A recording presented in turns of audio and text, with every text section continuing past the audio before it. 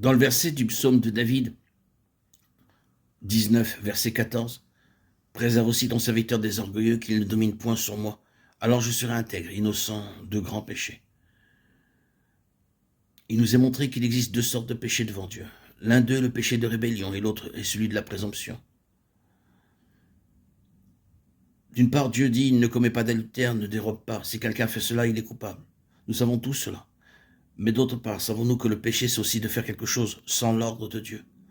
Reconnaissons-nous comme un péché devant Dieu, un travail accompli sans son ordre, selon notre propre idée, même si nous voyons que ce que nous avons fait est excellent. Dans la prière qu'il adresse à l'Éternel, David demande à être préservé du péché de présomption. Dieu sait ce qu'il veut, c'est pourquoi il nous dit, par le moyen de la Bible ou du Saint-Esprit, ce qu'il désire que nous fassions. Car une œuvre spirituelle ne dépend pas de son importance, mais de son ajustement, dans le dessein de Dieu et de son utilité pour Dieu. L'important pour un serviteur de Christ, c'est de savoir ce que Dieu veut qu'il fasse, à quel moment et avec quels moyens. Celui qui sert le Seigneur n'a nul besoin de concevoir son œuvre. L'une des caractéristiques de la Nouvelle Alliance, c'est que chacun d'entre nous peut connaître la volonté de Dieu. Un serviteur de Christ peut recevoir dans son esprit la révélation du Saint-Esprit pour discerner clairement ce que Dieu attend de lui.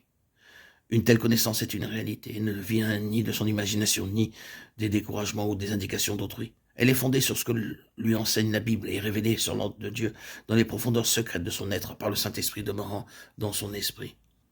Il est regrettable que beaucoup de serviteurs de Dieu négligent ou méconnaissent ce péché de présomption. Ils n'ont pas été conduits par le Saint-Esprit à se juger sévèrement eux-mêmes. Reconnaissant que dans l'œuvre divine, la liberté ne leur est pas donnée d'exprimer leur opinion, car Dieu lui-même en est l'unique Seigneur. Nous avons besoin d'être convaincus par le Saint-Esprit de ce que signifie le péché de présomption et combien terrible est ce péché. Nous devons réaliser que faire ce que Dieu ne nous a pas demandé est aussi coupable de ne pas faire ce qu'il nous a demandé. Nous devons perdre l'habitude de dire, puisque le Seigneur ne l'a pas interdit, pourquoi ne le ferais-je pas? Au contraire, nous devons maintenir cette attitude de cœur. Comment pourrais-je faire ce qu'il ne m'a pas demandé? Nous devons reconnaître que malgré le bien fondé des motifs, ils ne peuvent pas se substituer à la volonté de Dieu. Quels que soient les succès dus aux efforts des hommes, tout cela ne pourra pas satisfaire Dieu. Combien ont accompli des œuvres faites sans obéissance aux ordres du Seigneur, mais plutôt pour satisfaire des besoins occasionnels en aidant la vie spirituelle des croyants ou en sauvant les pécheurs. Ces œuvres peuvent avoir du succès, mais cependant ni ceux qui les font, ni les œuvres par elles-mêmes ne peuvent satisfaire le cœur du Seigneur.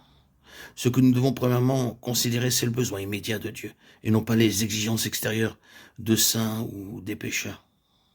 Puissions-nous voir que nous sommes des serviteurs de Dieu. Bien qu'il nous ait confié son œuvre, il se réserve le droit de diriger ses serviteurs. Souvenons-nous que le Saint-Esprit à Antioche appela les serviteurs du Seigneur pour l'œuvre. Cependant, Paul et Silas ne purent pas aller en Asie de leur propre initiative.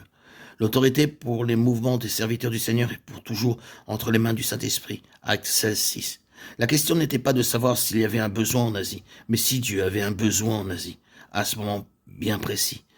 Le livre des Actes nous fit voir la façon merveilleuse que le Saint-Esprit qui nous donne la puissance pour œuvrer est aussi celui qui indique la direction et le moment pour accomplir notre travail. Notre responsabilité dans le travail consiste simplement à satisfaire le besoin immédiat de Dieu. La Bible atteste que nous n'avons pas été loués par Dieu, mais rachetés par le sang de Jésus. À cause de cela, il a l'autorité absolue sur nous et c'est pourquoi nous ne pouvons pas suivre notre propre volonté. Dieu ne nous a pas assigné un travail pour que nous décidions ensuite quelle est la meilleure façon de l'accomplir. Non, il a un plan particulier pour chaque œuvre. Il ne sera pas satisfait, ne pourra pas nous employer si nous prétendons à quoi que ce soit sans un ordre défini de sa part. De telles œuvres ne résisteront pas au feu, mais seront consumées. Finalement, nous devons remarquer que la Bible atteste que Dieu ne manifeste pas seulement sa gloire par les grandes choses, mais aussi par les petites choses. C'est pourquoi nous devons l'exalter en tant que Seigneur des petites et des grandes affaires. Il est tout et en tous.